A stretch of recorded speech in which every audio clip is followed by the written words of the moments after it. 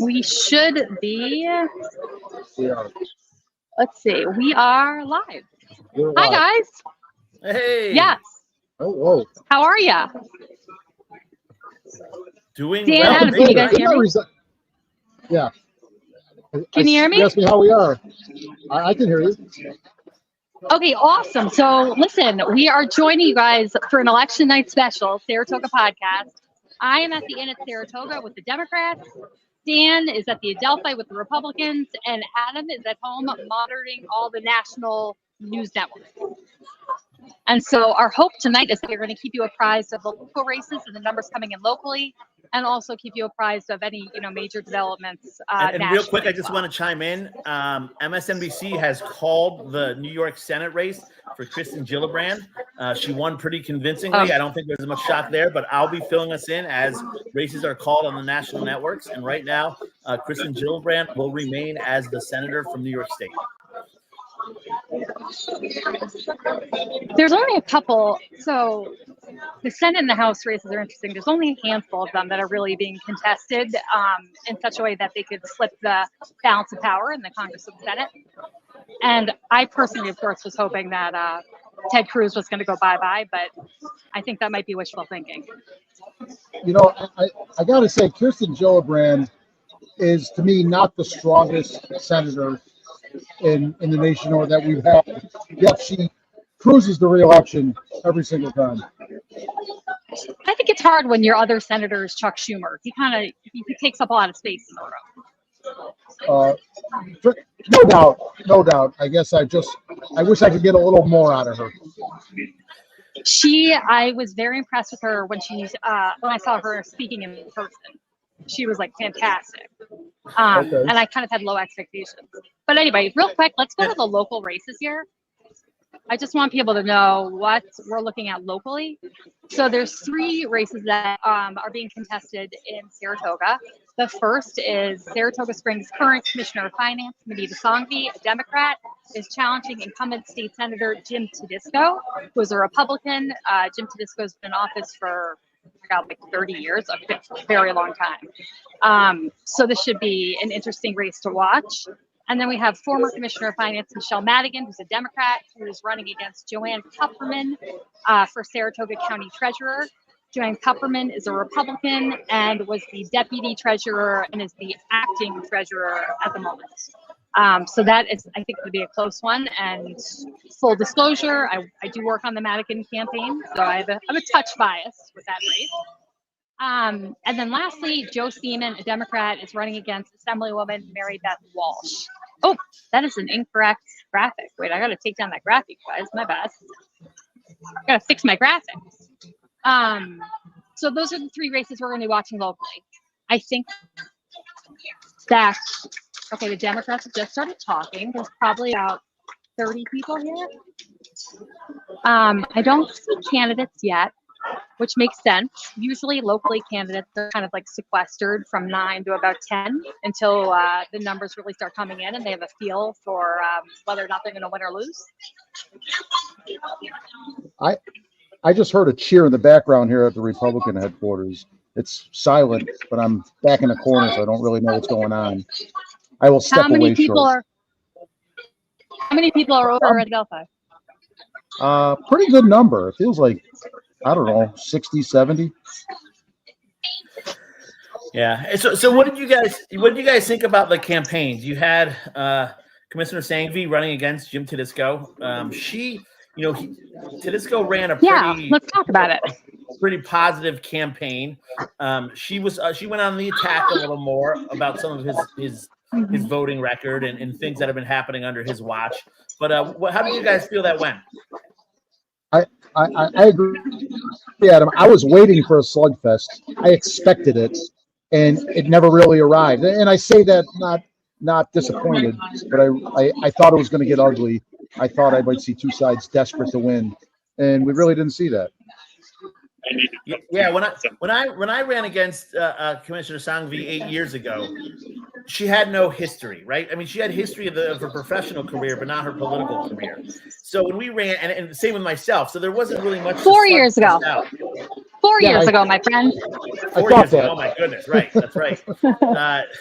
but she's been in there now, and then she made unopposed, but she's had 3.5 years as a commissioner of finance to kind of pick apart, and he just didn't do that. He talked about immigration, kind of national politics, but he never really zeroed in on things she had done in Saratoga. And I guess that's part of his strategy. He just runs positive kind of campaigns. He focuses on his accomplishments and what he's planning on doing. But it's gonna be interesting to see how that pans out for her. I have a lot of thoughts about this election between the two of them. I thought it was very interesting to watch. I thought Commissioner Sanghvi campaigned very hard. I know they also were getting matching funds from New York State, which allowed them to fundraise significantly more. This first year that matching public funds have been available for some campaigns in New York State. So Commissioner Sanghvi got a matching $250,000 money, basically, from New York State after she had raised, I believe, also $250,000 from like small donors. There were some requirements about how you had to qualify for the state money, but she had a war chest of about $500,000, which was significant, and I thought that was an impressive number. But then in terms of the campaigns they ran, Adam, you're dead right. Jim Tedisco runs positive campaigns. He knows how to speak to his constituents. He's really got it down to a science. He's been doing it for a long time, very successfully. And Minita really hammered him on some of the national issues that are really being heavily debated in the national political scene right now. So she went after him for reproductive rights, for women's rights, for just some of the more contentious issues nationally. And she did put out like a significant amount of pretty pointed messaging. Kind of like the more traditional negative mailers, where on one side it's like a happy candidate, and on the other side it's like black, white, and red writing, and the other candidate. Yeah. I would describe it. Oh, sorry, Robin. Keep going. No. I was just going to say, which I have found doesn't really resonate here, the negative campaigning, but maybe that's how she had to have her voice heard in, a much larger demographic when she's talking about the, state senate. It's obviously not just the city or the county, it's significantly bigger. Yeah, I would describe it as very hard hitting, but not ugly, right? And she had to go there. She hit him. She called him right-wing politics. 40 years of right-wing politics. In too long. I interviewed her about a week ago. Full disclosure, she did advertise on Saratoga Report, and she basically said he's accomplished nothing. I'm encapsulating what she said. She might have said something a little deeper than that. But she said he really didn't, for all his years in office, he really didn't accomplish anything. And that's being a minority Republican in the Senate, in the minority party, it is hard to accomplish anything. But, again, it didn't seem unfair. How successful it'll be, I guess we'll know in an hour and a half. But, she's a newcomer outside of Saratoga Springs. 95% of the district did not really know who she is. So she really, and everybody knows Jim Tedisco. So she had an uphill climb. So it's actually similar to another race that I didn't have up on that graphic yet, but Carrie Warner, who's our Assemblywoman, is being challenged by the Republican Jeremy Messina, who in a lot of ways has a similar dynamic in that Carrie Warner is very well known. She is very well liked amongst Republicans and Democrats, even though she's a Democrat. She represents a much more rural part of our region, up into Washington County and so forth.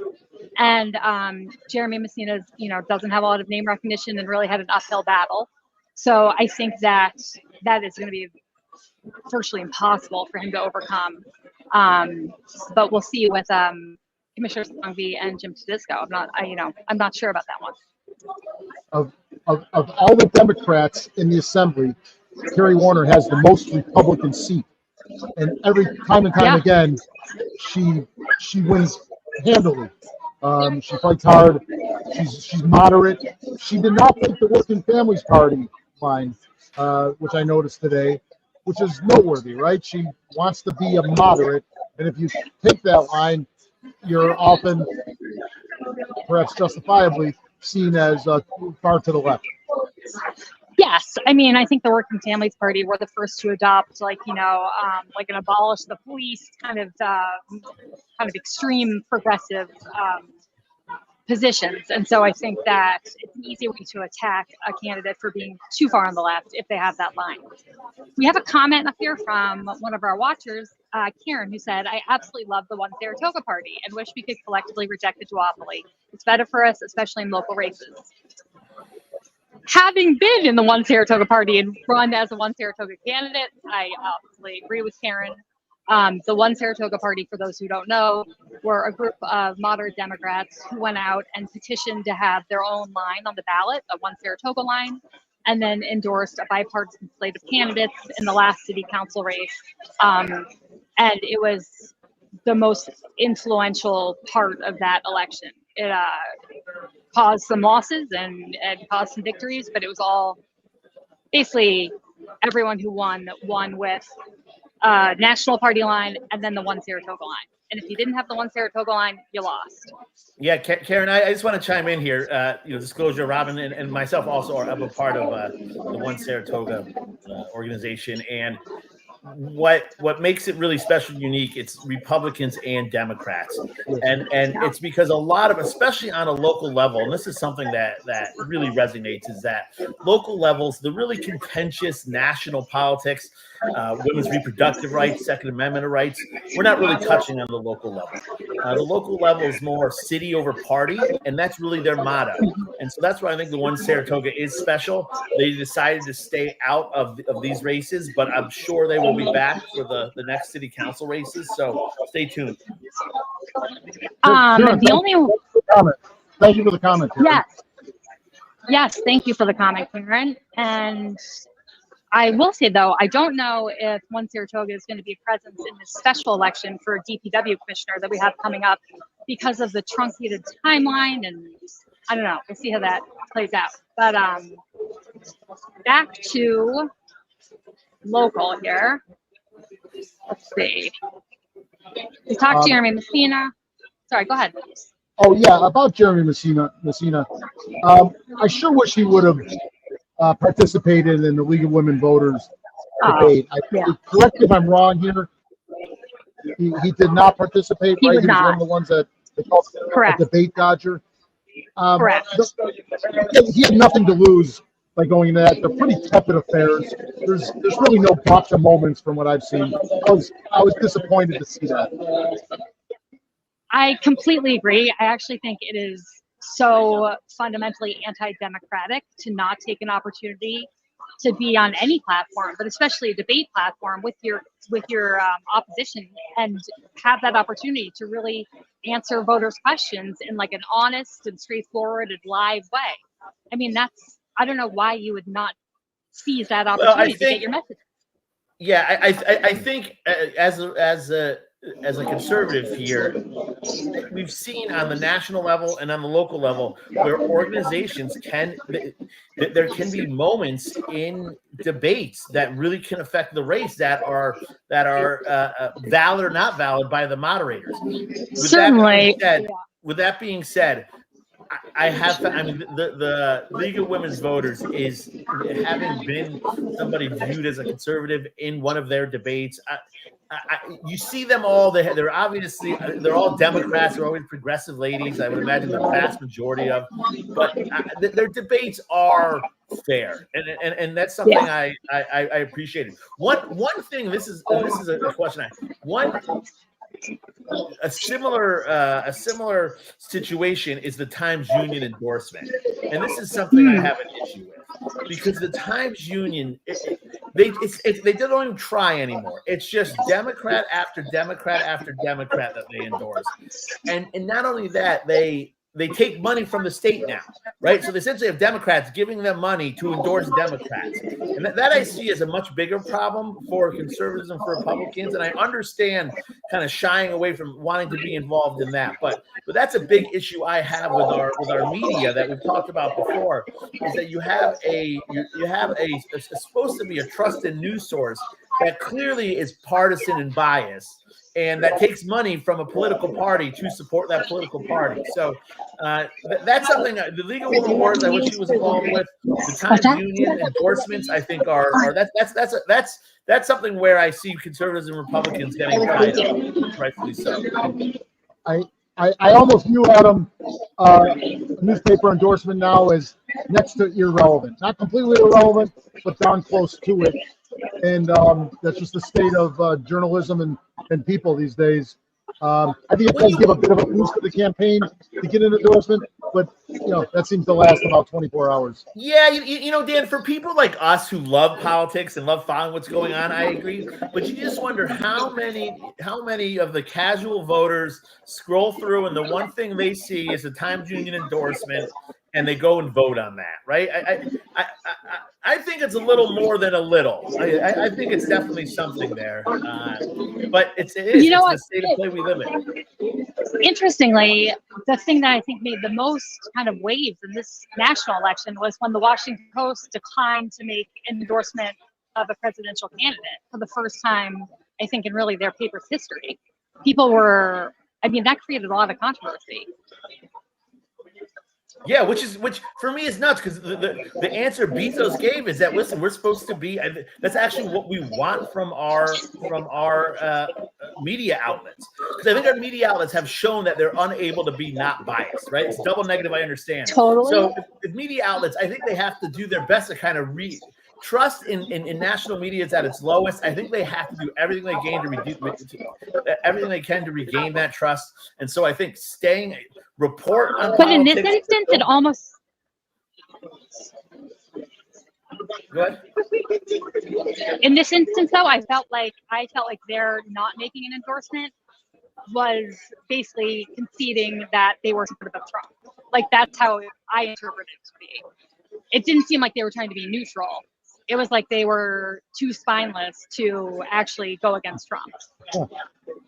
Yeah, that's interesting. I just don't see it that way. And, they had columnists and writers there resign after they refused to make the endorsement. Like, there was a lot of fallout after that, and I think it was really and I think that proves my point. Right? They chose to take a neutral position, and they have half their staff leaving. No, but for taking a neutral but when it's position. The first time in history, it's not a neutral position. It's a wimpy position. It's a weak position to not pick a candidate when they're so different.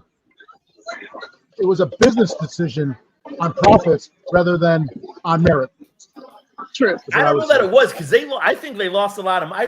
Bezos got flack for taking that, for making that move. So we could agree he's a smart business guy. I think there's a long game there that maybe we're not seeing, right? But in the short term, that was a bad decision. Maybe it was a business decision, but it was a bad one. Well, it's similar to the Teamsters, right? They didn't endorse this year. They had a lot of members that supported Donald Trump.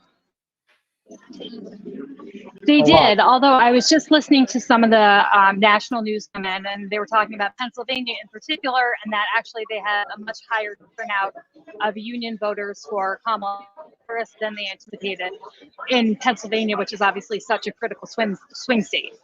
Obviously, traditionally, we know that if you win Pennsylvania, you win the presidency. So I thought that was an interesting kind of piece of data coming out of that state, and it's also shocking to me just in general that unions wouldn't be Trump is the most anti-union guy you could possibly come up with. I mean, he never employed union workers in any of his businesses. I mean, he has a long history of not supporting unions. So it's weird to me that they feel this connection. You're assuming union voters, their only issue is unions, right? So union voters might be worried about the economy. Union voters might be worried about the immigration crisis. So union voters aren't just union or bust anymore. And I think that's what you saw. I think, certainly union voters, a big, who's pro-union is a big part of it. But if if you support a pro-union president and your dollar is worth half as much as it was, is there a net gain there? And I think that's why a lot of them looked at it that way. And so you saw a lot of eroded support there. Hey, guys, I'm going to put my headphones down step away for 2 minutes. I just want to get a feel for the room, and I can report back to you and see what's going on. All right. I was just going to say the same thing because they just started speaking over here. So we are going to, I'm going to take this down. Hold on. Something else. I'll put on this. All right, let's step away. We'll be right back. And yes. So, Robin, you're going to have a sign up that we will be right back.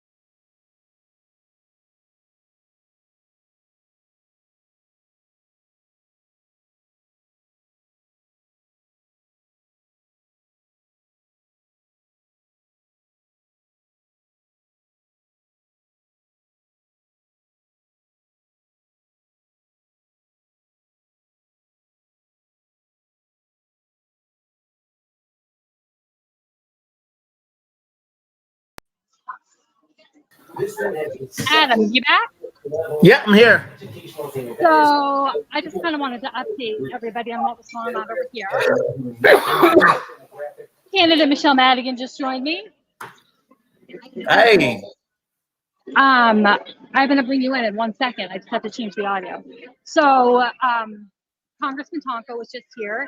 He gave a rousing speech to the Democrats in the room. It's pretty packed right now, lots of good energy. And he really talked about how Kamala and Tim are going to bring back, just kind of, they're going to elevate politics back to, he was kind of hearkening it back to the JFK era of Camelot and, kind of more aspirational, inspirational things and restoring some of the integrity of the presidency and so forth. And it got the crowd really worked up. He's such a great public speaker. Minita is here. All the candidates are here now. And I know Minita's team is running some numbers. We're already getting a few local numbers in. So I am working with those guys to get them to you guys as fast as I can. And that's my update, Adam. All right. Did I miss anything naturally? Do you get the impression? I mean, the excitement. Is it for the national race, for the local races, all the above? I mean, are there people there just out for the Kamala Walsh party? I think that the prevailing thought is that the turnout for Harris Walsh is high. It will benefit all of the down ballot races, all the Democratic down ballot races. So they kind of go hand in hand. I think it's hard for any Democrat to not get really excited about the possibility of President Harris and Vice President Walsh, but the correlation to the down ballot races is, that's like a fact. We need the turnout to be good, so our local candidates win as well. Yeah. One thing that's interesting about Saratoga is, there's candidate Madigan. Here, I'm going to switch the audio so we can talk there and see if I can give you an update. Hold on 1 sec. No one can hear you just yet. Hold on. Okay. It's going to be a little noisy. Background noise. Can you hear us, Adam? All right. So you have an update for us. All right. So nobody's really monitoring the results, but the few results that we do have in are from Saratoga Springs and some districts. And I only know that I'm way up in most of those districts that are coming in. I don't have actual numbers, but I've seen some, like Embry, 12 and 13. And then the only other thing I was told by Kat, who is Minita's campaign manager, is that people are even jumping over some of the, well, you heard her say this. Yes. Jumping over the middle candidates and by voting for me. Yeah. So That's all I have. Some promising anecdotal Yeah, promising anecdotal. results about Commissioner Madigan's race. So let me just explain what I think you mean by jumping over the other candidates. So you have the top line candidates, which are president. Wait, we're not going to be able to hear Adam. We're not going to be able to hear you because it's so loud here. Yeah. So I'm going to put my headphones back on. The only thing I'll say is this is just city. I don't have a good feel for the rest of the county. Yeah. Have fun. You're having the best time. And I'll do my big board here. And this is something I was going to talk about before. Saratoga is very unique as far as the rest of the county goes, because Saratoga skews heavily Democrat as opposed to the rest of the county that skews heavily Republican. Although the county went blue in 2020 for Joe Biden, it also went blue in 2008 for Barack Obama. So, and the Democratic enrollment has grown since 2020. That's fascinating, really. So the county as a whole voted for Joe Biden and Barack Obama. Correct. Do you know in the year that Trump won, did it go red that year? In 2016? Yes. I don't know. Yes, it did go red because the blue was for 2020, and I know it's 2020 and 2008 were the 2 years it went blue. Yeah, you know what's very interesting about that is that I have 8 TVs going with national news on, and they're kind of some states are making a big deal about there's 2 counties in Pennsylvania Yes. that did the same thing, that kind of picks the winners. So it's going to be very interesting to see if Saratoga County kind of keeps that trend up. Now, New York State will go blue, and so not a lot of people. It's not really a sexy state to watch for the national news. But it will be interesting if Saratoga County continues to follow the trend of picking the winner of the presidential election. I totally agree. And this is I have some little tidbits up here from the national campaigns, but obviously Pennsylvania, as we know, is hugely significant for winning the presidency. And I also feel very connected to Pennsylvania because I was one of those people who hopped on a bus on a Saturday in October and went up to Luzerne County, which is one of the most, fiercely divided counties. It's like where Wilkes-Barre is, around there, and canvassed and knocked on probably 90 doors. And it was a fascinating experience because you just don't really understand what it is to be in a battleground state until you're in it. Like the second we crossed the state line, it was like political ad. Like it was saturated. And I was like, oh my, it was. Let me ask you a question about that, because they're when people go and people who haven't been involved in an election before don't realize how important door knocking is and going to doors and talking to people, and not only that, how analytical it can be. So it's not you don't go to random doors. You target and say, hey, we're going to go to doors of independent voters who's voted. So were you supplied a walking list? Yes. And do you know what you were targeting when you were in Pennsylvania? Yep. So I can tell you that they were so well organized. It was very impressive, and it really spoke to the Democrats and how good they are at running a ground game. So there were 2 busloads of people, one from Saratoga Springs and one from New York City, who were coming to Luzerne County on this particular Saturday. We all had an app called Minidan on our phone, which is the app that the Democrats use for voter data. And when we got to the Democratic headquarters in Luzerne County, we were given a number to plug into our app, and it immediately showed us all the houses we would be knocking on, the age of the person there, their party affiliation, and it gave us kind of a script to read if we needed it. And then they had local volunteers waiting to drive us to the neighborhood and pick us up. And it was like so impressively organized. And so I knew exactly who I was going to talk to. I knew what I was supposed to say. And it was really effective. And not just in getting the word out, but also I knocked on 3 houses of primarily Spanish-speaking individuals who had just moved to the area. None of them were registered to vote yet. And so all 3, we registered them to vote in that moment. And so that was it was cool. A little bit of conspiracy there, but I didn't think there was any conspiracy. I was just happy that they still had like 5 more days to register, and I was able to get that information to them, and they really wanted it. So yeah, and you when you hear people talk about a ground game in an election, that's what a ground game is. It's pulling together volunteers, going to homes in an organized, analytical, maximize the effort way. And it's something the local Democrats are good at here too. I think you see that the local Democrats, they do run a good ground game here. They knock on a lot of doors.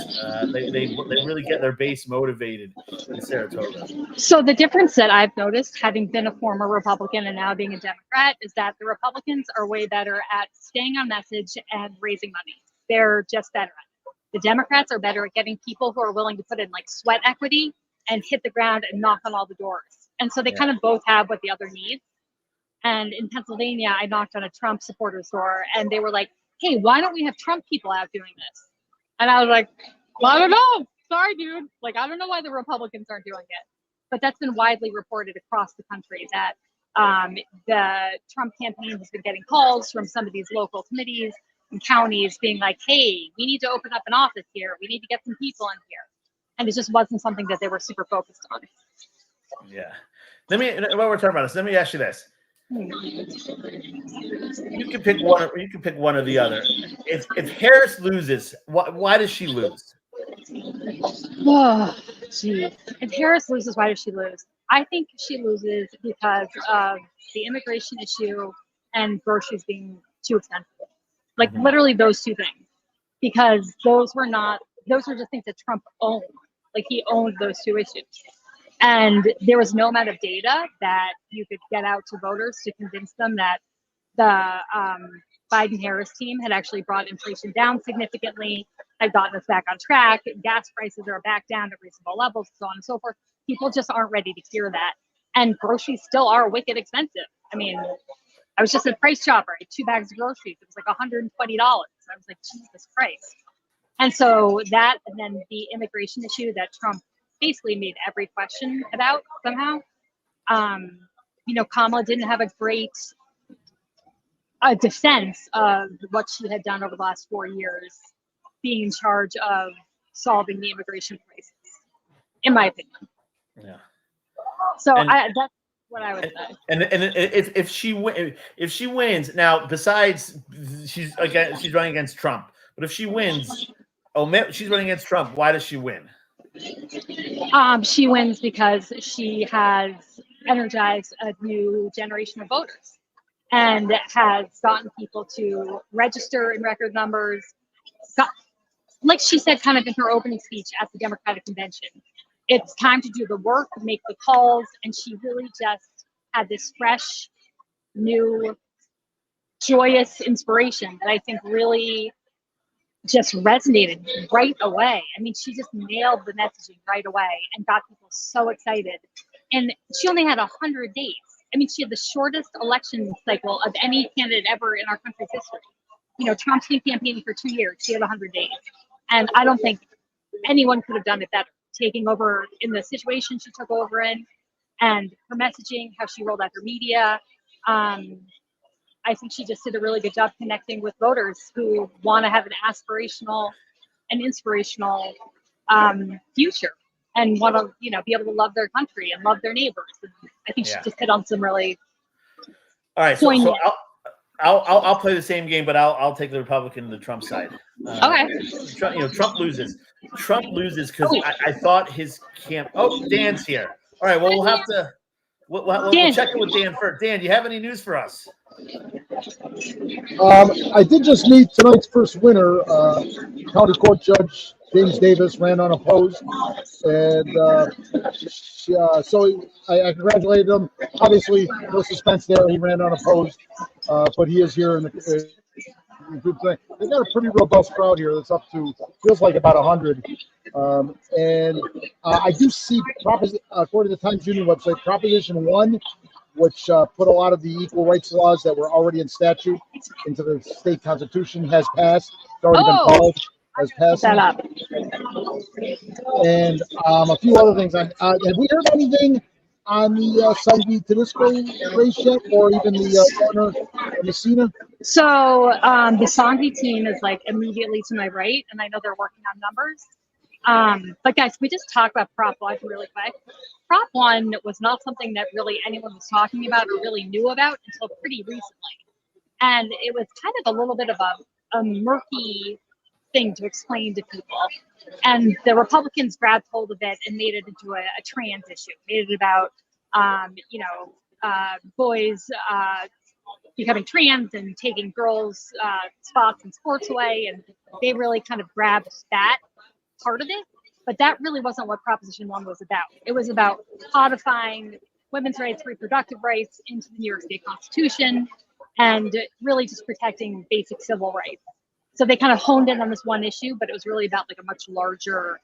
But I would say, let me jump in here. Everything you just said, one of those is an issue in New York State, and the others are pretty well protected. Right, so women's reproductive rights. Women can go out and get an abortion. You can't discriminate against somebody based on their sexual orientation, their race, their nationality. But you can have a man in a woman's bathroom right now. You can have a man taking a woman's spot in sports. So I understand. I understand. It's like, hey, we're protecting these things that are already protected. But the one issue that's really an issue is still an issue. Totally disagree, because as we know, if Trump is elected, he will pass a federal abortion ban. And so I don't think that anyone in any state can feel safe about their reproductive rights if he's elected president. Well, Prop 1's not going to protect that. Federal law supersedes state law. Yeah, I don't really know how that like legal battle plays out. If it's like codified state law, I don't know like what trumps the other, but I think this was the strongest step that New York State could take. And with the prospect of having, to register your pregnancy with your state, having like an abortion czar, those are all pretty terrifying possibilities that were laid out in Project 2025 in terrifying detail. And so, taking a step like this, I don't think it hurts anyone at all. Did you get any results from it? Was that how it started this conversation? Or?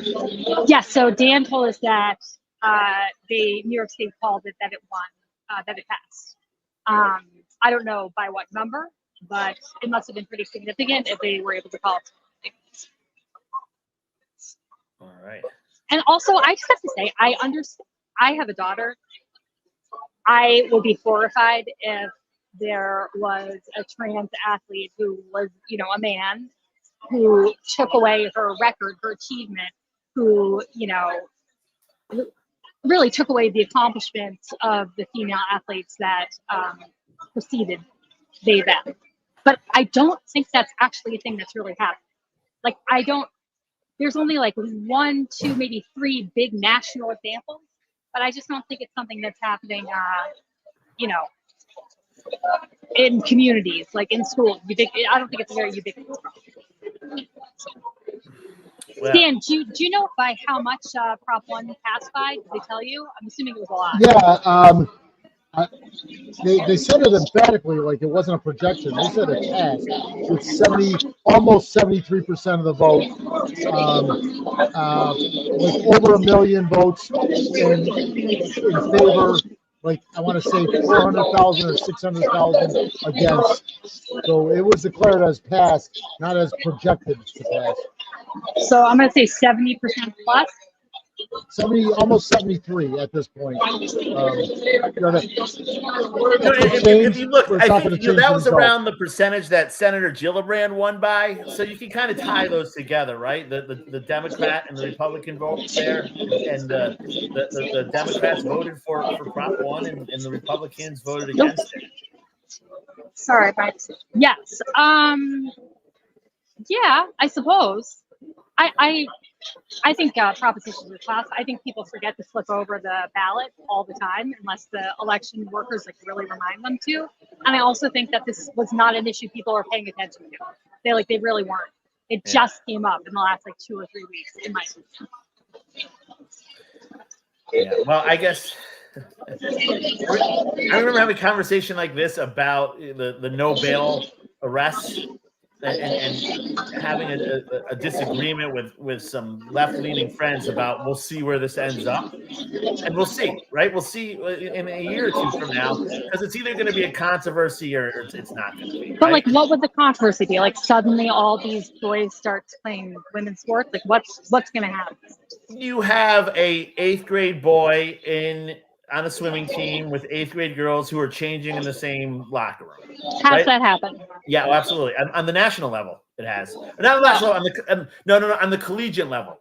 On the collegiate level, it has. If you talk about I think her name is Riley Gaynor. If you ever listen to her speak, it's really interesting what she has to say about being a competitive. She was an extremely competitive female swimmer who, the universities essentially tried to muzzle any talk about that. They didn't want the attention on this. They didn't want people to speak about it.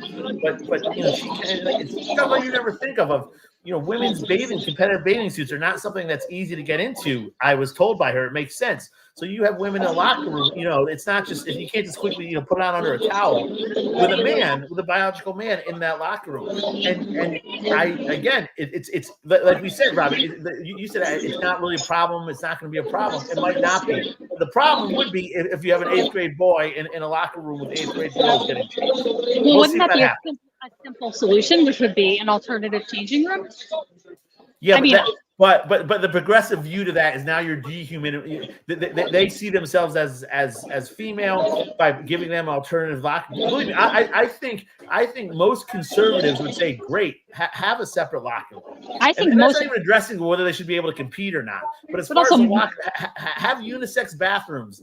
But I would use say the most- bathroom, use the locker room of your your I would also say given at birth biological makeup. That's something I think most people would go for, but I don't think the progressives would go for that. But don't you think that most eighth graders, if you ask them, would prefer a private changing room experience and to not have to be like changing in front of anyone at all? Like, I kind of feel like that should be where we're headed. Again, I think it's I guess weird. we'll Yeah. find out. Yeah, we'll find out. Exactly. Can I interrupt you here? Can I interrupt Yeah. you?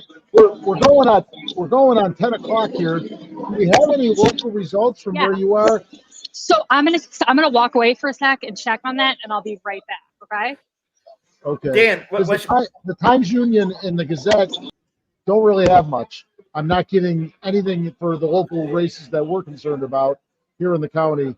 They don't have any results from what I can see. Although I just started looking at the Gazette results by county. Give me a second here, Adam. Let me just read this out to you. Hold on just a second. Oh boy. It takes me to the Board of Elections website. I'm not going to get anything out of that. Go ahead, Adam. I'm sorry. Yeah, I was going to say they're calling New York State right now for Kamala Harris. It looks like they called it. She's got 63% of the vote.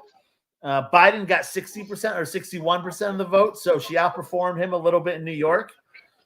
That'd be a good sign for the Kamala campaign.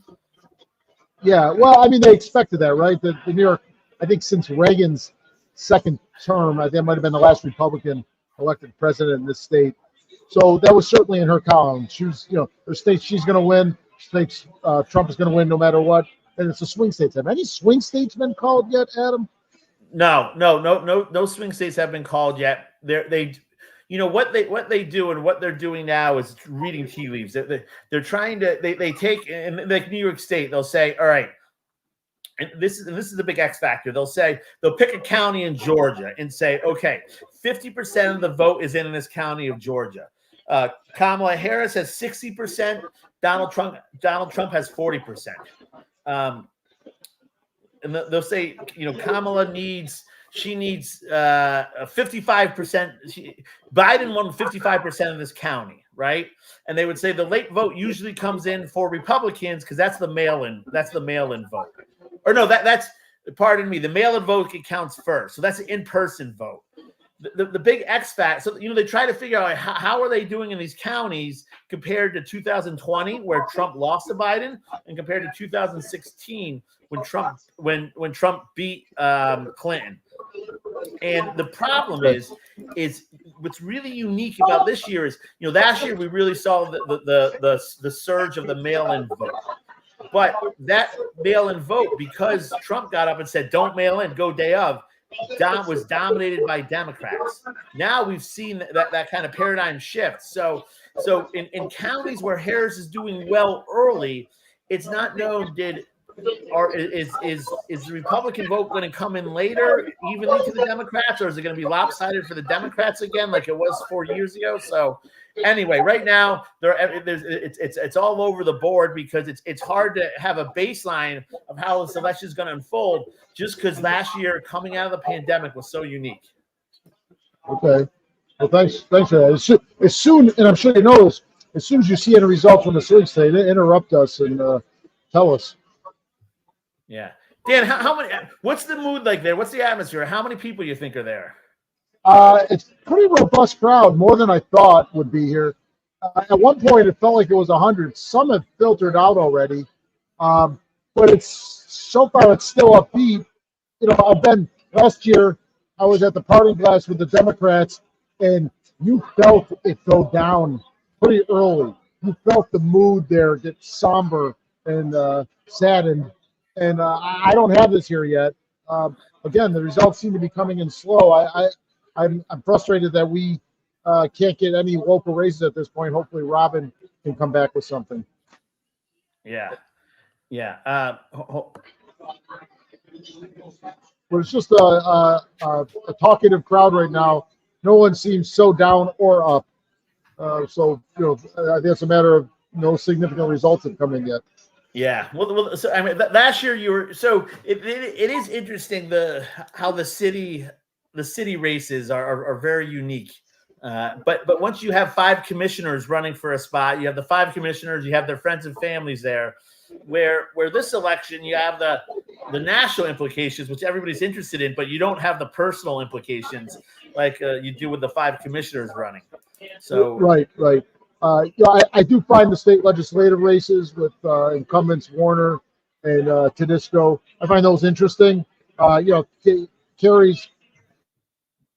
going to win. No one doubts that. But the Tedisco Sanghvi race, maybe Tedisco being a longtime incumbent, well known in the district, maybe he cruises. I don't know that, but it wouldn't shock me if he wins tonight. But is Tedisco Sanghvi there? ran a hard campaign, a solid campaign.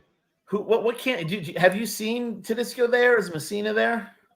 I think I saw Messina here, and I don't know that I saw Tedisco. He might have been at a Clifton Park gathering. It's a pretty big district. He's got a significant Schenectady component of this district, so he might be there. I've not seen him, but I am kind of tucked away back in the corner. Yeah. It's my interesting. Next time I get up, I am going to look for him. I'm going to grab Mike Brandy, the city Republican chairman, see what he can tell me. All right. So we want to take a little break. You go find Mike right now, Dan? Yeah. Why don't I? Okay. Otherwise, we'll be just chit chatting. All right. We'll throw this on mute. We'll wait for I'll bring it back.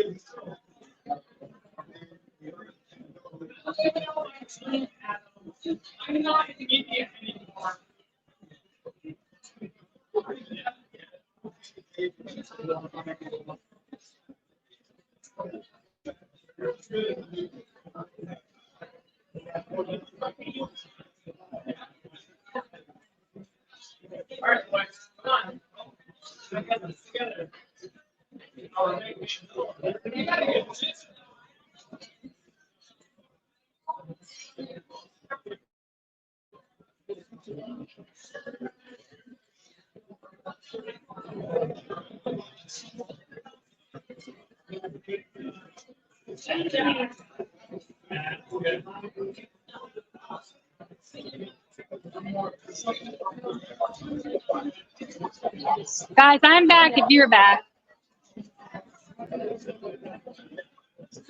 Can you hear me, Adam?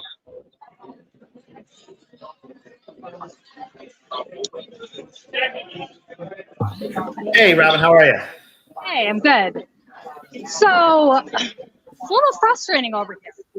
I would say that if you have candidates running for office and election night is approaching, you figure out who's going to be running the numbers from the polling places and getting them to the candidate at an event like this. Typically, you would have an Excel spreadsheet, you'd be plugging numbers in, it would be projected on the wall, everyone would be watching the numbers come in. Apparently, over here, no one had that conversation. So it's really unclear who and how the numbers are coming in. So all I have right now is like basically someone's legal pad where they have some of the results from Saratoga Springs, and it's only like 10 districts in the city, which is really not helpful at all. So I've got frustration over here. That's about it. I'm wondering if Dan is making any more headway. Maybe Dan's searching around, seeing if he can get some numbers there. Yeah, maybe they have their shit together. Usually they don't, but I mean, usually the Dems are like really on top of it. I'm kind of shocked. Channel 10, I think, has some stuff up there. This is very frustrating, I gotta say.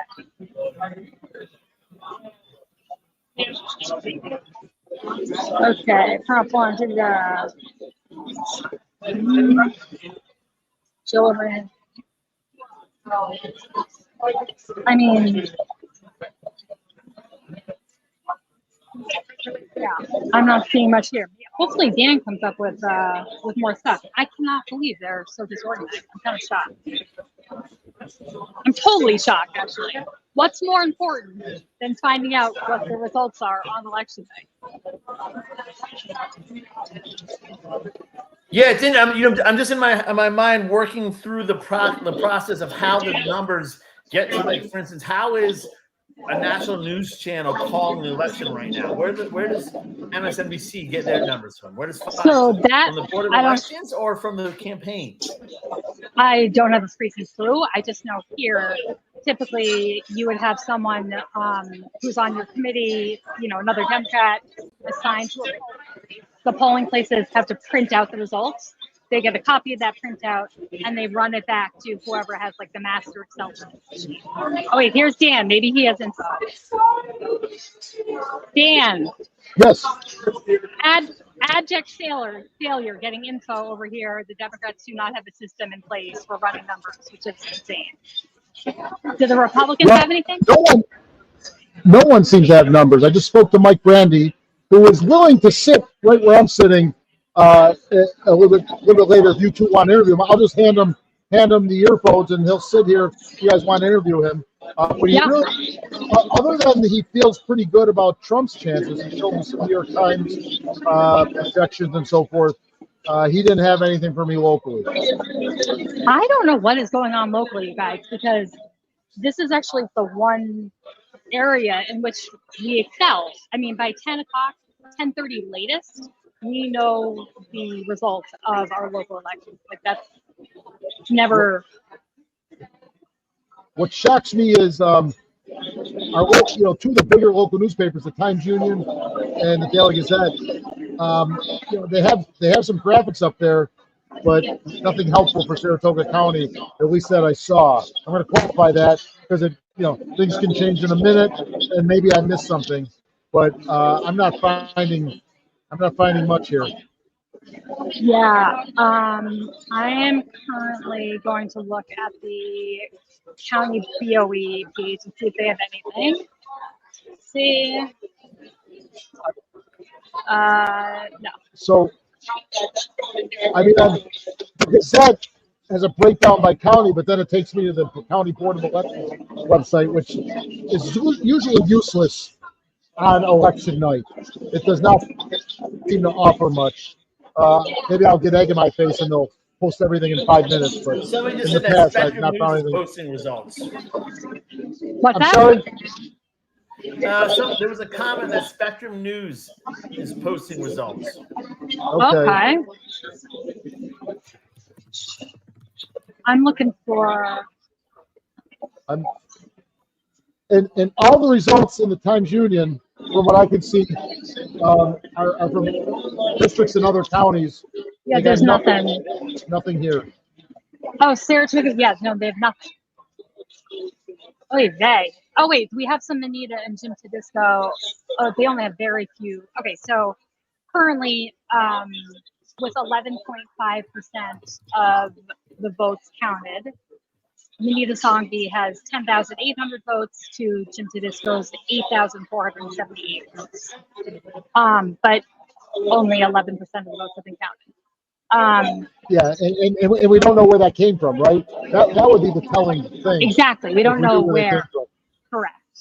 I'm going to put this graphic up for us so you guys can see what we're looking at. But again, I'm really shocked at this organization. It's not okay.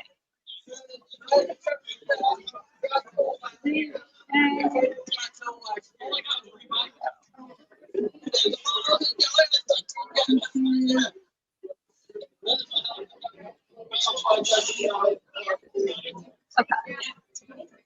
Folks, Robin, would you tell them how to comment? I believe it's off your Facebook page. Is that correct? You can comment on any of the live feeds you're watching, and we actually just did get a. Oh yes, I saw Michele Madigan says Spectrum News is posting results. Yes, you can comment on any social feed that you're watching on, and it will pop up. You can publish it, and feel free to weigh in. And if you guys know more than we do, jealous, let us know. Have we looked at Spectrum? I'm looking at Spectrum now.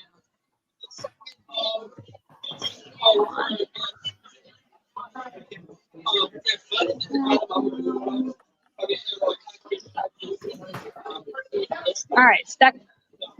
Here we go. Tonko romps re-election. Yes, we knew that. We knew that Congressman Tonko was going to win. Okay. See. I couldn't even tell you Tonko's opponent. I don't think he had one, did he? Yeah, he did. I did see a name there, but it wasn't that wackadoo from before. No, it was a new name. What's the one name that I'm thinking of? She was like a hardcore MAGA. Liz Joy ran against him before and got like 2 votes.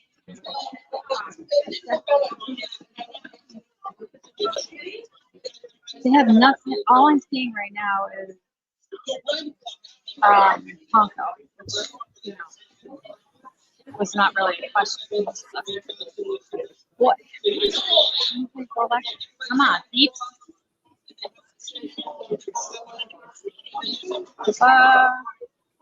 Rochester, Western New York. I'm not seeing any. Do you want to put Mike Randy on and we can chat with him about what he's hearing? He asked me to wait a little bit. He wanted to have something to say, and he didn't as of 6-8 minutes ago. Tell him now. Now. We need him now. All right. Well, Capital Region, I'm looking again. Well, update in the race for president. Kamala Harris has 109 electoral votes, and Donald Trump has 198 at the moment. I don't think any. Adam, you've been watching. Yeah, they're still not calling any swing states yet. It's funny. MSNBC has gone to and you always got to love the news, the national news, how they figure out ways to get people engaged, right? So I remember growing up, it was like breaking news happened once a month. Now it's like every time breaking news. So the new thing MSNBC is doing is they have too early to call, and now they have so they'll break in with too close to call. So right. They'll be like, it's too early to call. Now it's too close to call. And they're like, we're going to call something. We're going to call now. It's too close to call. You're like, oh, man, why do you like, but right now, it's, MSNBC is reporting Pennsylvania is too close to call. Yeah, no shit. So sorry, excuse my language. So as you know, I used to be a national news producer, and it was right when cable news was really on the upswing. And boy, did I write a lot of Fox News alerts just because it gets people's attention, even though there was literally nothing to alert. And yes, I did work for Fox News. That's yeah, but that's back when it was fair and balanced. It was fair and balanced. There was a Hannity and Combs. I worked for Greta Van Susteren. I worked for John Kasich. I worked for Geraldo Rivera. Geraldo Rivera and John Kasich also are two people who disavowed Trump. And John Kasich famously went to the Democratic National Convention. He was running for president and supported Biden, which was very controversial in his home state of Ohio.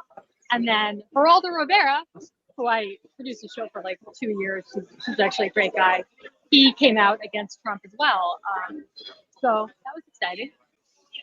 Trump, Fox News now is just a cesspool of misinformation, in my opinion. It's very sad. So we just got another comment here. Let's see. Why is the person's age made known to you when you knock on people's door? So you just get some basic demographic information about people. And so you know if you're talking to someone who's a senior, or you know if you're talking to a younger voter. And then you kind of tailor what you think they might be interested in or need to know based on that demographic. If it's a younger voter, you want to make sure they have registered to vote, they know where their polling place is, they have a plan on how to get there. If it's an older voter, maybe they need help getting there. Hey, Robin, let me jump in here for a second, because Queens, let me give you a little background too, because I think it's a good question, and I never realized this. Anybody can go to the board election and get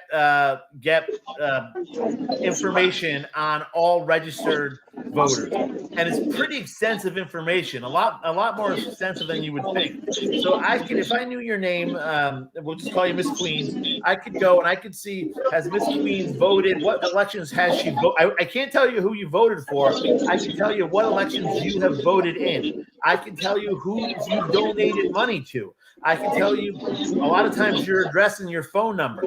So they use all that information. It really is a lot more information than the average person thinks. And candidates and campaigns and the Republicans and Democrats use that information, and they put it into big databases. And they, for instance, like Robin was saying, they'll say, listen, we want to target, we want to take this database of all these voters that we know how they vote, when they vote. We don't just know who they vote for. And we want to say, we want high propensity voters. So we want voters who voted in the last 5 elections, who are not registered to a party. We want independent people. We want people who donated to Republicans in the past.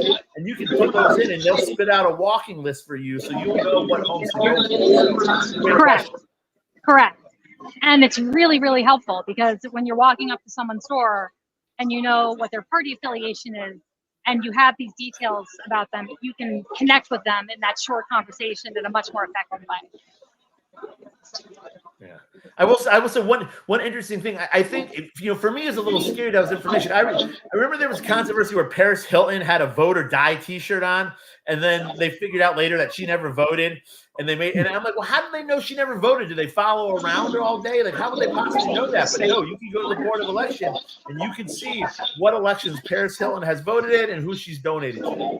Of course, you can't see who people have voted for. That's obviously the one thing, which actually is still a misconception in a lot of places in the country. People think that their husband will find out who they voted for, and they don't know that it's confidential information. I don't know if this is. Sorry, go ahead. Oh, a poll worker in Albany County was just fired for revealing a vote on one of the ballots when the machine spit it out, and he was fired. He should be prosecuted. I mean, that's more than fireable. That should be a process. That's getting to our election integrity. Well, let me point out here, I'm on the Saratoga County Board of Elections website, and it shows how many views today, and it's going up by hundreds every couple minutes. I know. There will be, I hope I'm wrong, but there will be no results here tonight. They're the last to It is like report.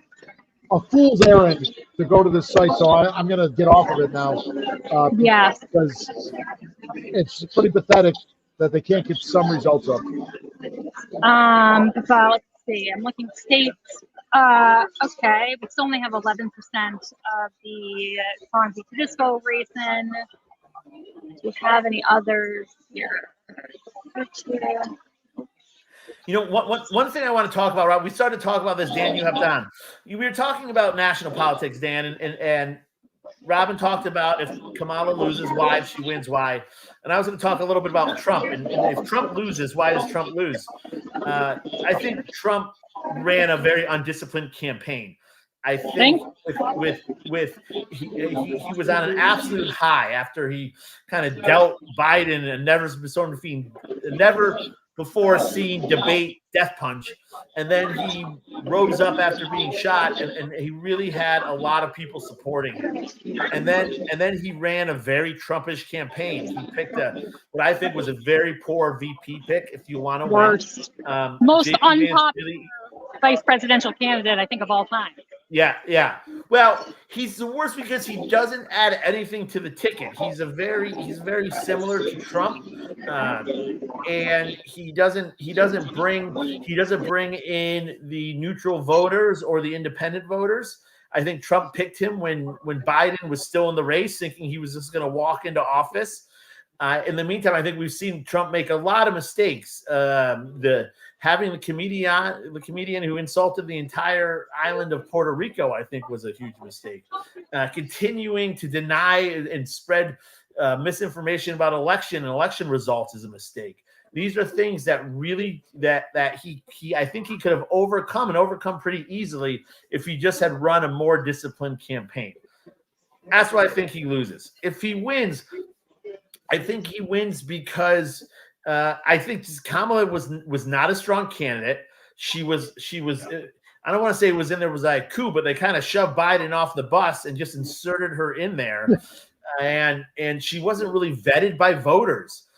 She did a poor job of distinguishing herself from Biden and so she had a real trouble time saying, if I'm president, I'll do this, because why didn't you do it?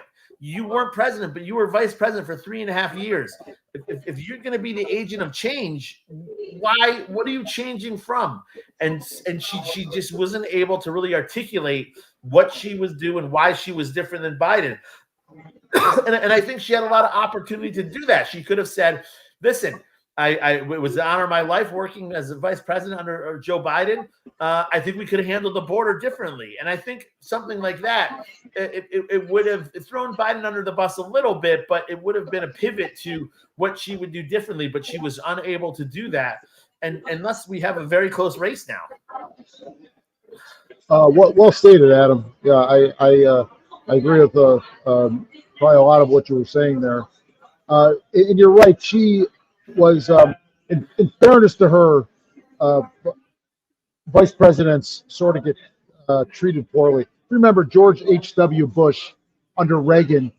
He was declared a wimp for 8 years.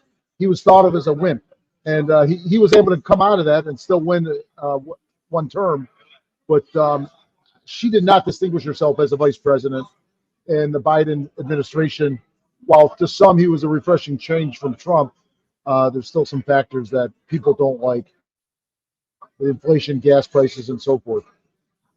And then the border, the immigration. That's probably Trump's winningest issue. Do you, Dan, have any feeling, any gut of who's going to win the national election? No, although it does seem to be going a little bit Trump's way in the swing states, not that they've decided yet, but a couple of them on the maps I just looked at seem to be leaning Trump. Although Wait.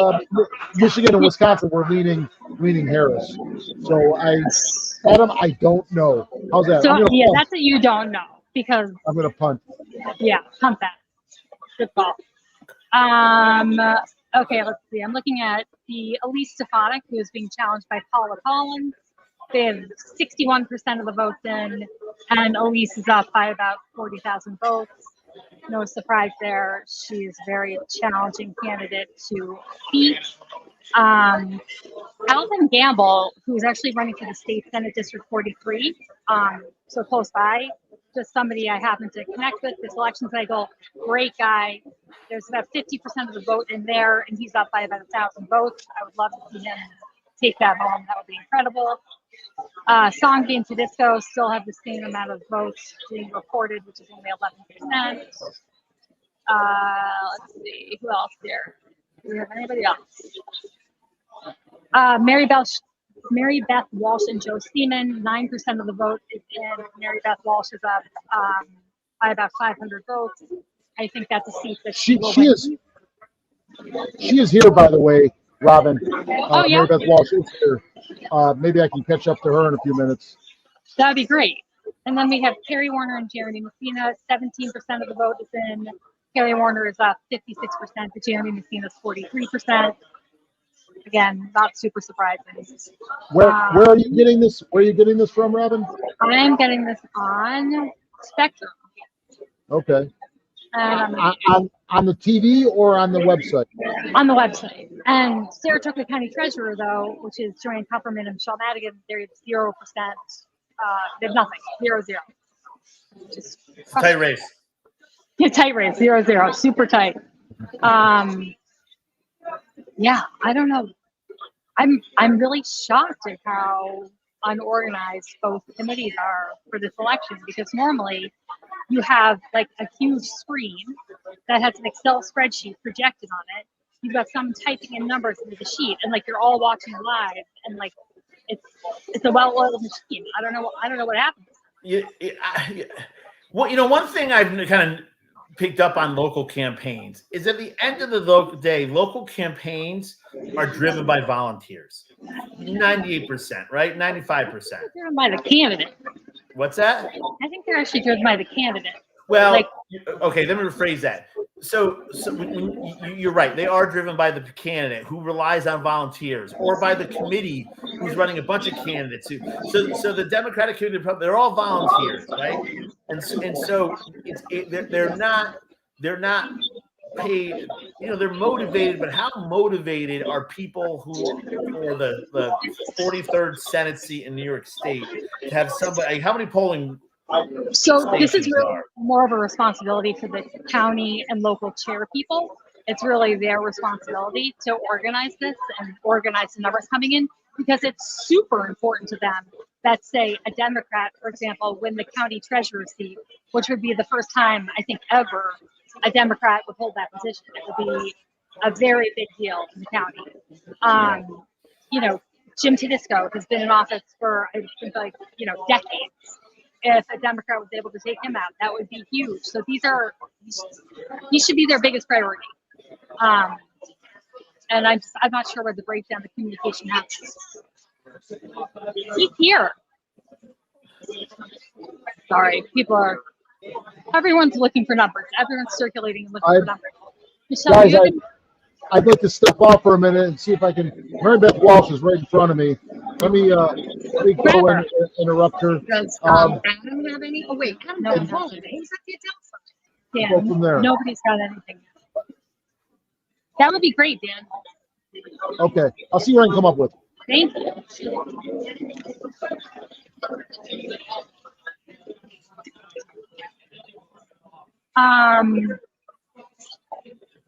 Sorry, I'm typing here for a second. What else is happening nationally, Adam? I need to know. So Kane, oh man, they just put it up there, and Josh Hawley won. He was an incumbent Republican senator. Vomit. Yeah, he's pretty MAGA. Kane. Who's the Democratic Senator Kane? The Democratic Senator From Wyoming. I'm blanking. Hold on. Let's see. Wyoming senators are not my forte. Okay, let's see. Wyoming senators. John Barrasso and Cynthia Loomis. No, maybe. 2 Republicans. Yeah. Yeah. All right, hold on. Let's see if any of this has been updated. Local elections. You know, you're looking. We just as a household, we just switched to YouTube TV, which I have to say we're very happy with. Okay. But I got like multiple TVs going with different news channels. I got a football game on the side over here. My kids get streaming stuff. Like my internet, literally, I can't go to like CNN right now. My internet, we're streaming this right now. It's like enough. You're not. We can't do one more tab for you. It's actually kind of funny. And I feel you. Although we have like every streaming service because I feel like that's what you need if you want to watch like football, for example. All right, I'm scrolling the results again. They still are basically what we had a few minutes ago. Nothing major has changed. I'm gonna say with certainty, actually. I'm just gonna irresponsibly call this. Mary Beth Walsh will win State Assembly District 112.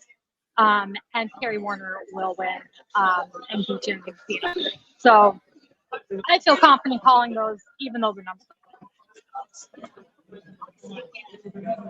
are. All right, you heard it here first. Yeah, you heard it here first. I'll throw up that result. Yeah.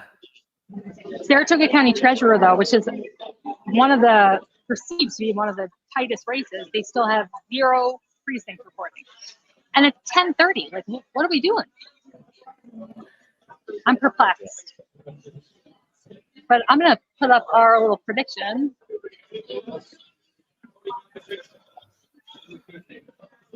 Cast predict.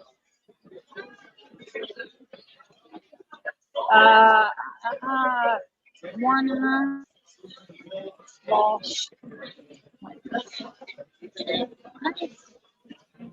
Here's something interesting. Not interesting, but in the national news, there were multiple states with bomb threats today at polling places. Yeah, I saw that. And it's interesting because both Tim Kaine from Virginia. That's who. So Tim Kaine, Virginia, keeps his seat as the representative to the Senate from the great state of Virginia. Okay. So not Wyoming. Not Wyoming. No, the V's and W's can get. My eyes aren't great. I hear you. But so I heard early on in the day that these bomb threats were linked to Russia, right? But then this is again my issues with national news. I'm going to pick on MSNBC again right now. But Rachel Maddow, it was saying now again, this is of Trump's own making of all the doubts he sows in our electoral process. So shame on him for doing that, but shame on her. You know, she was saying she said some of those places were black churches and they try to sow distrust. And she and without saying it, she was clearly trying to link these bomb threats to MAGA extreme, right? So somebody like my mother, love you, Mom, but Mom will believe anything MSNBC, throws up there. So if you have an anchor saying, "Oh, there's threats at black churches," and Donald Trump likes to sow distrust in our elections, well, of course she's going to make the assumption that this is a MAGA, this is part of the MAGA game plan. Now, again, MAGA does do real dumb things with these elections. They're already starting to do it on True Social, but that was not that. This. Russia's what makes the most sense right now. I also have to say, like, I wake up in the morning and put on Morning Joe just because I want to be in my echo chamber, and I know they're going to tell me everything I want to hear. Yeah. You know what I mean? Like, I'm fully aware of that. And I mean, he was a Republican. He was a Republican, right? yeah, He no was a kidding. Republican. He still is. Considers himself a Republican and a conservative. He's Joe Scarborough. We're talking about. He's understandably horrified at what's happened to the party, but Morning Joe is really just a Kamala Harris love fest and a Trump bitch fest. So I enjoy waking up to it, but it is kind of sad how you know where to go to hear what you want to hear in terms of news networks. That should not be the case. Let's see. Okay. One sec. I'm looking at some of the kind of key indicators for some of the national results. And Jesus Christ, Adam, we are not having a good bout of luck tonight because I'm trying to go to the New York Times and my subscription is apparently not renewed. So I can't look at the results there. I mean, what is happening? What is happening? All right, let's check Spectrum again. Spectrum is apparently our best source so far. I also would like. I will say this. Yeah. I'm a big fan. I will give MSNBC a little credit. I'm a big fan of Karnacki, who's in the background right now. Just he's got his sleeves rolled up, breaking down the big board.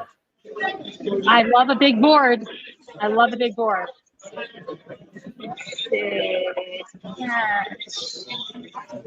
All right, scroll down to look for State Senator races again.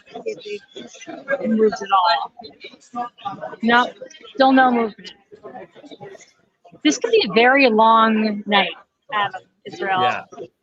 A very long night. And none of these numbers have moved at all. Yeah, again, usually the process, I'll explain it one more time, is that the campaigns will have people at each polling station. And at the end of the day, the poll workers,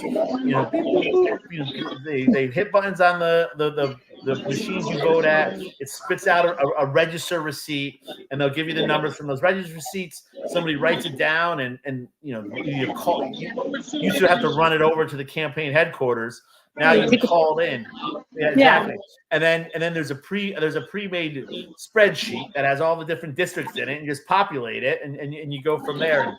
And I think we were relying on the campaigns to do that.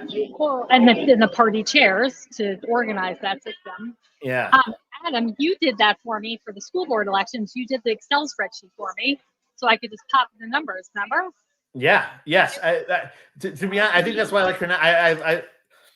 I am an analytical guy. I love numbers. I love spreadsheets, and so that is something kind of fun. So that's I think why I was watching these guys so much, because just the way they look, they read the tea leaves. They look for any little angle they can of this is how this was going, and compared to last year, and this is what we can maybe derive from it. It's interesting stuff. Dan, what do you got? I spoke to a lot of people of note here. Walsh. She didn't give me much, but I did have an enjoyable conversation with her. She's very approachable.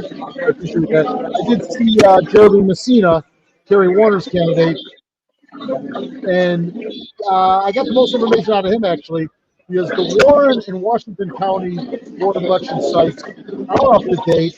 The 113th Assembly District that Kerry Warner currently represents, because it covers 3 counties.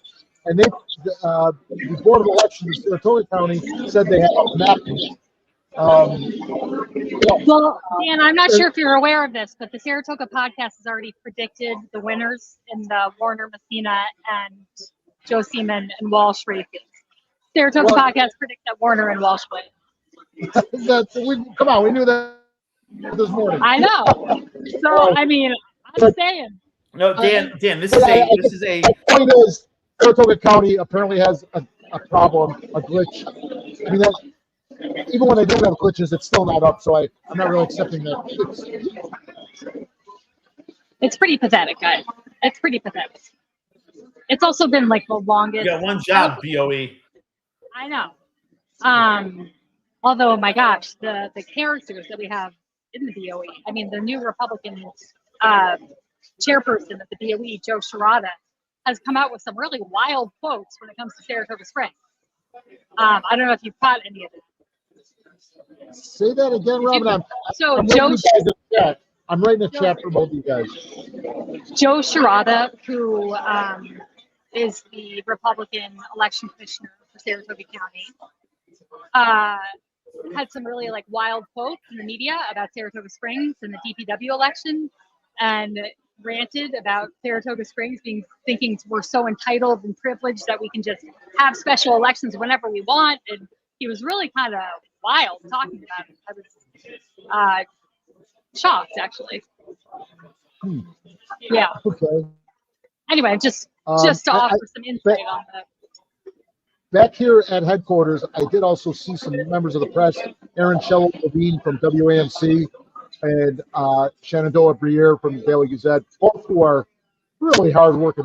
They both put out a lot of effort here in Saratoga Springs reporting the news, but they didn't have much to do either, other than some trickle in from others.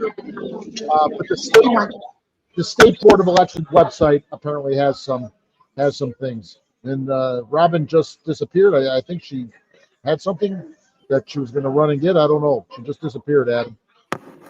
Yeah, I see that.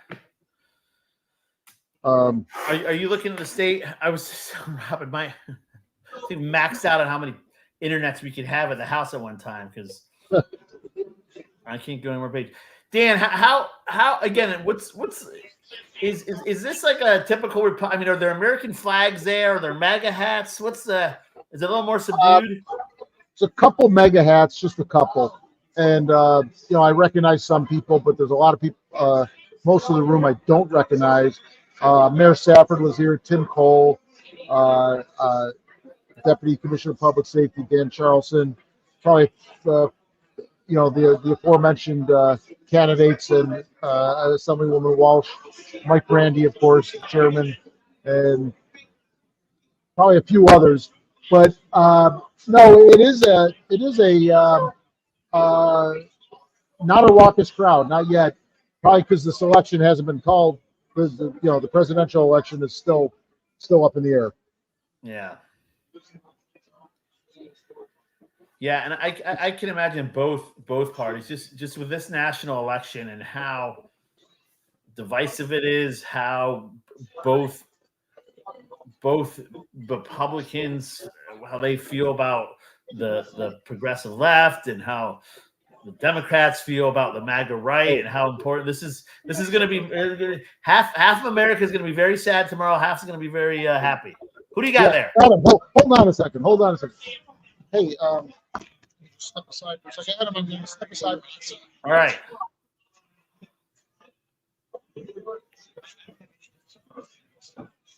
All right. Well, we're going to take this moment with Step Aside 2. I'm going to go see if I can get some more national numbers. For anybody sticking with us and hanging out, we appreciate it. Thank you very much, and we will be back shortly.